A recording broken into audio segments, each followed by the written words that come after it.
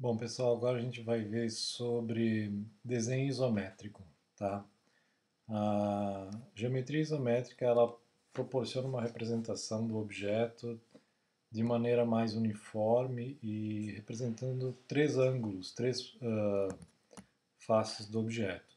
Então, diferente da geometria descritiva que vai trabalhar mostrando três planos separados para depois representar o objeto aqui, a A perspectiva isométrica pretende oferecer um jeito de representar o objeto de maneira que ele mostre mais volume e que tenha uma forma mais racional, mais técnica de construir ele e não tão intuitiva. Claro que parte do desenho sempre vai ser intuitiva, né? Então a isometria parte de uma representação em três eixos, que é o eixo Z, que é o eixo da altura, o eixo y e o eixo x. Um é do comprimento e outro da largura, profundidade. Então, se convencionou a partir da grade isométrica para fazer o uso de desenhos isométricos, não fazer a representação do eixo x e y com 120 graus entre os três eixos, mas sim utilizando uma linha de base, né, uma linha do horizonte aqui de base, para a partir dela, então, trabalhar o eixo Z e a partir dela, então, trabalhar um eixo de 30 graus aqui de inclinação, que seria a continuação do eixo Y, e uma continuação do eixo X, que também seria em 30 graus de abertura, como está mostrando aqui. Ó, tá? Mas quando a gente for trabalhar assim, o desenho de objetos de forma isométrica também não precisa o exagero de toda essa isometria em termos de 30 graus aqui e 30 graus do outro lado. Até porque não existe só o isométrico, existe o bimétrico e o trimétrico também, que vão fazer variações entre esses dois ângulos. Então, qual é o objetivo desse desenho? É colocar o objeto em um ângulo que ele proporcione uma percepção da largura, das três dimensões dele, né? Então, comprimento, altura e largura. Então, aqui, geralmente a gente parte desse desenho construindo como apoio para o processo de representação, construindo uma caixa isométrica. Então, aqui, no caso, o objetivo era desenhar uma garrafa, né? Então já se sabia aproximadamente a forma da garrafa, né? Já se tem uma ideia de uma garrafa ser um objeto cilíndrico com um certo comprimento e uma certa largura, espessura. Então, aqui no caso, se construiu uma caixa isométrica que ela é quadrada, porém tem um comprimento maior, né? Então, mesma largura e mesma altura, né? E em cima dessa caixa, então, foi se produzindo alguns referenciais que podem ajudar na construção do objeto. O primeiro referencial que se construiu aqui é o comprimento do gargalo, né? Então, aqui é a frente da caixa, então se estabeleceu aqui uma medida nessa direção para criar a parte que termina o gargalo e começa o corpo da garrafa, e lá no fim, então, a base da garrafa. Então, como é que se começa isso?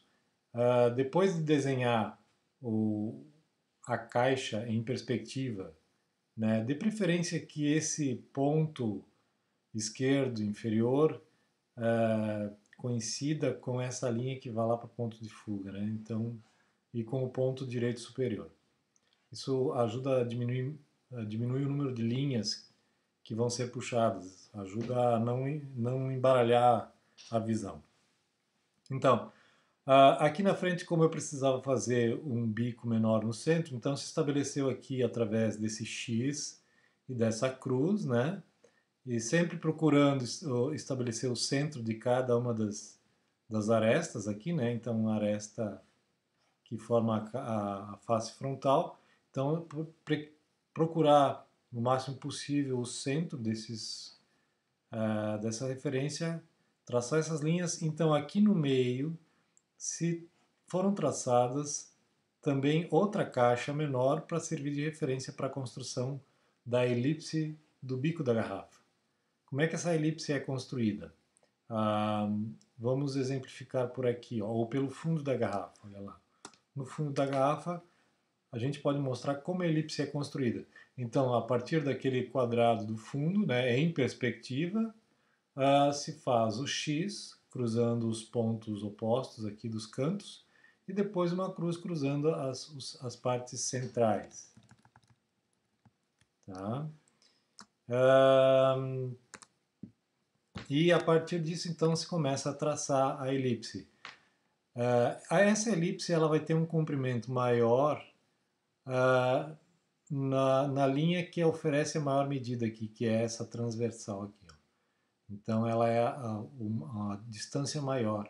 Então, a minha elipse vai se formar passando por esses pontos laterais aqui, ó, criando um círculo, lá do outro lado também, né?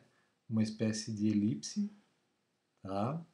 E depois aqui eu vou alongar um pouco mais nessa extremidade aqui e nessa extremidade.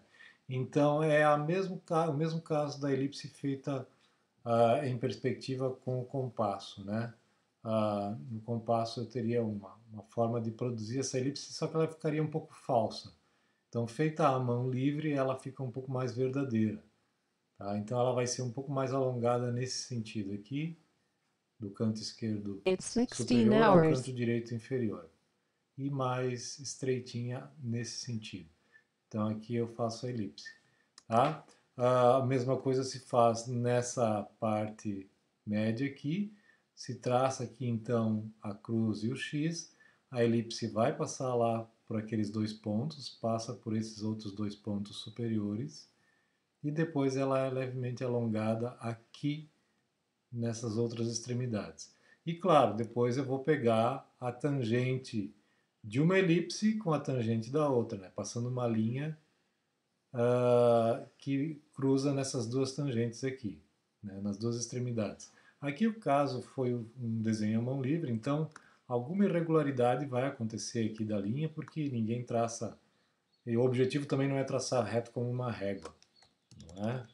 Aqui, por exemplo, existe mais um exemplo onde a caixa isométrica foi feita sobre a medida do objeto. Então, sempre que eu tenho em mente o objeto que eu vou desenhar, eu já imagino o formato da caixa. Né? A gente chama isso de caixa auxiliar de desenho do objeto isométrico. Então, ela já vai ter o formato mais ou menos básico do objeto. Aí é só traçar as linhas que vão de uma lateral à outra, né? Inclinadas ou não. Aqui no caso a elipse de novo, né? Feita sobre um quadrado. Ó, então aqui existia um quadrado, né, em perspectiva, mesma altura e mesma largura, onde foi traçado o X e a cruz, para ter ideia do centro. E observem bem aqui no meio da cruz aqui onde tinha o ponto, foi traçada uma linha também na mesma direção paralela das linhas que vão dos eixos, né? Foi traçada essa linha que vai para o fundo do objeto, né? Vai para a questão da profundidade. E aqui então foi projetado, por isso que dá essa sensação de volume de algo côncavo, né? Que vai em direção ao fundo do objeto. Tá? E todos os outros elementos também puxam para lá. Aqui nessa abertura também tem um elemento que puxa para aquele ponto. As curvas, as linhas curvas aqui também se adaptam a essas distorções que vão entre os eixos x e y, né? Então aqui, por exemplo, são objetos desenhados com essas características, ó. Então ele representa a frente, a lateral, o topo, né? Então tem muita informação visual aqui do objeto que dá a clareza da forma dele. Aqui então é um desenho a carvão sobre papel jornal, onde tem aqui giz branco de quadro e um carvão, um lápis carvão para aplicar aqui, ó, efeitos de transparência e brilho no plástico, né? Olha só. Aqui também um desenho feito com lápis sépia no papel jornal, mostrando então com um objeto isométrico aqui, né? A questão das elipses no topo. Opa, tá. Então, representação de luz e sombra, a luz vem da direita, superior, projeta a sombra do objeto sobre a mesa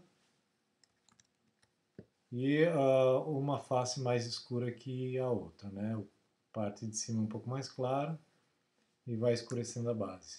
Mesma coisa aqui na esfera. E os achureados, que são as formas também de aplicar sombreado, né? Então eu posso trabalhar com achureados, de preferência achureados que tenham uniformidade, né? Que tenham um bom traçado, não adianta fazer um monte de cabelinhos riscados para cá e para lá. Eu posso cruzar eles desde que eu mantenha essa uniformidade no traçado. Então aqui tem um exemplo dessa bola que não é mais bola, é um ovo. Tá? E aqui as gradações tonais do lápis que vocês podem experimentar aplicando 10%, 20%, 30%, 60%, 70%, 80%.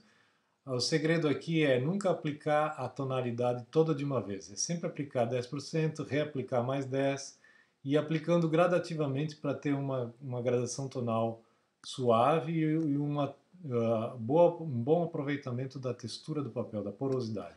A mesma coisa aqui é nas escalas de cores aqui, ó. Aqui é uma escala de saturação, então eu parto do lápis de cor azul, bem clarinho, bem suave, vou aplicando toda a extensão e depois eu recomeço a aplicar o lápis azul até fechar um pouco mais a porosidade do papel, dando uma sombra, né, maior dentro de um monotom, dentro de um único matiz, né? Então aqui a mistura de matizes, né, onde da mesma maneira eu vou aplicando as cores, reduzindo alguns matizes e aplicando outros. Aqui é um exemplo de pastel seco, né? Então, o pastel seco ele é melhor usado para desenhar assim esses objetos com sombreado.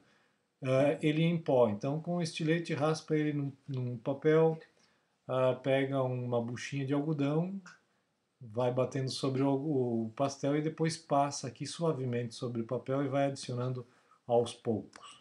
Aqui a técnica da canetinha marcador, ela sempre deixa essas marcas, é típico dessa canetinha e um bom acabamento com uma caneta de feltro preta. Aqui também mostra o exemplo de um pastel ou de um grafite, né, em pó, para sombrear aqui então o cone. Então ele vai formando sombras que vão de forma vertical do vértice para a base. A mesma coisa acontece com o cilindro. Tá? Então aqui é uma maneira de aproveitar representações de luz e sombra, de transparências em objetos, a representação do vidro, né?